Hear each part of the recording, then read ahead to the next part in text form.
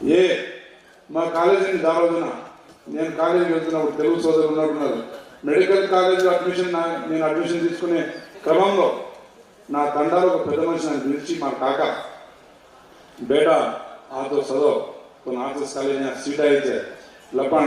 तू एर्रगा बुर्रगा अच्छी कुंडियोला पड़ी है लपन गवर्नमेंट कॉलेज में लाया करनो तू गवर्नमेंट कॉलेज में देखनो गवर्नमेंट कॉलेज में लाया करनो काका मैं पर 18 సంవత్సరాలు